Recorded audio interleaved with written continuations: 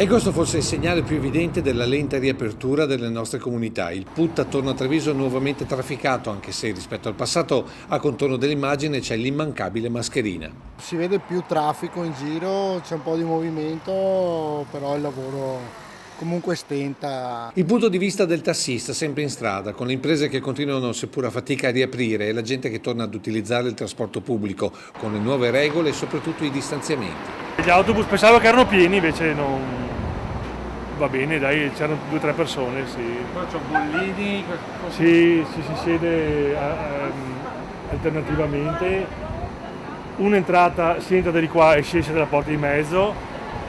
Bisogna abituarsi, non c'è niente da fare, altro non si può. Come stanno rispondendo i cittadini? Beh, vedo che c'è già un più afflusso rispetto agli altri giorni e anche la gente è già organizzata. Poi c'è chi è tornato a prendere il treno.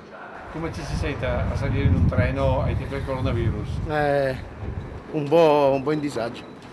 Buongiorno, avete preso il treno? Sì, Com'è andata? molto bene. È vuoto, quindi Venezia c'è la bolgia di gente, centellinano chi entra, alla fine non so.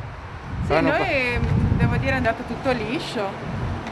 Come Sì, ci siete a prendere il treno ai tempi del coronavirus? emozionati. Un po' tutti si sono rimessi in moto e queste immagini del centro lo dimostrano. C'è voglia di tornare alle abitudini di sempre, come prendere un caffè anche se ad asporto. Però intanto bisogna bersi il caffè così. Eh sì, speriamo che fra la settimana che viene aprono anche i parrucchieri. Bisogna ancora stargli un po' dietro a certe persone, però in linea di massima sono tutti bravi e diligenti, dai. Guanti, mascherina tutti quanti, metro di distanza e uno alla volta. È un po' strano perché dopo 2 mesi di chiusura non sei un po' in dubbio su come si fa un caffè, non si fa un caffè. E se sono ben visibili i segni quotidiani del contagio, con code un po' dappertutto in Piazza dei Signori, si cerca la normalità, reincontrando gli amici di sempre. Mi ha detto che non si può dire più di 7-8 parole. La televisione, ti metti viva voce. Insomma, non si rinuncia ai ciacco in Piazza dei Signori, neanche ai tempi del coronavirus. Mai. Guarda che te si sonni.